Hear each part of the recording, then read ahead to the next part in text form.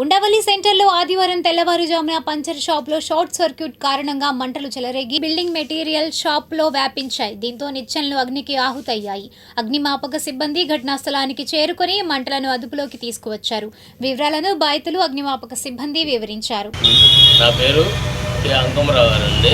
నేను building materials supply చేసుకుంటుంటాను. నిచ్చెనలు, బల్లలు, సిపాయి బల్లలు ఇవన్నీ మెటీరియల్ సప్లై చేసుకుంటూ ఉంటాను. గత 15-20 ఏళ్ళ నుంచి చేసుకుంటున్నాను.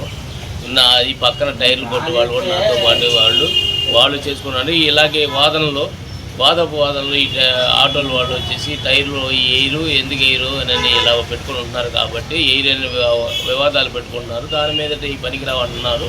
దాని మీద రాత్రి సుమారు 1:15-2 ఆ ప్రాంతంలో మాకు ఇన్ఫర్మేషన్ వచ్చింది, ఇలా టైర్లు పడిపోతున్నాయి అని. మేము వెంటనే అటౌట్గా వచ్చేసాము. రాగానే బాగా ఫైర్ అయిపోయింది మొత్తం. వెంటనే పోలీసు వాళ్ళను ప్లస్ ఫైర్ ఇంజిన్ వాళ్ళు వచ్చేసి ఫైర్ ఇంజిన్ వాళ్ళు వచ్చి దీన్ని శుభ్రంగా ఆర్పేయగలిగారు. మాకు చాలా నష్టపరిహారం ఉంది. కానీ మా కొంతమంది మీద మాకు ఎవరు చేశారనేది మాకు తెలియదు కాబట్టి మీరు పోలీస్ కంప్లైంట్ ఇచ్చాము. మీరు మాకు న్యాయం చేయాలిగా కోరుతున్నాము. మాకు చాలా నష్టపోయాము.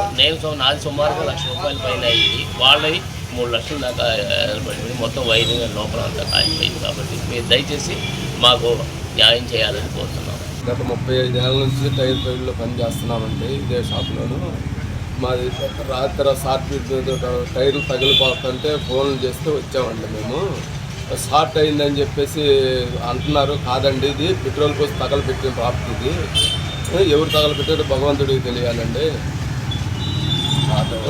ఈ ఆటో వాళ్ళు కొంతమంది పంచర్లకు వచ్చి టైర్లు వేయమని అడుగుతారు. మా దగ్గరలో ఉండవండి, మేము పంచర్లు వేసి పనిచేసేవాళ్ళం. టైర్లు తెచ్చుకుండా వేసి పెడతామని చెప్పేసి అంటే అన్ని టైర్లు ఉంటే ఎందుకు వేయమని చెప్పేసి అంటారు. అవి మీకు పనికొచ్చే టైర్లు కాదయ్యా బాబా అని కూడా చెప్పినా కూడా వివాదం ఆడుతూ ఉంటారు. కాబట్టి భగవంతుడికే తెలియాలండి. మరి పెట్రోల్ బస్ తగలబెట్టారండి, షార్ట్ కట్టుగా కాదు.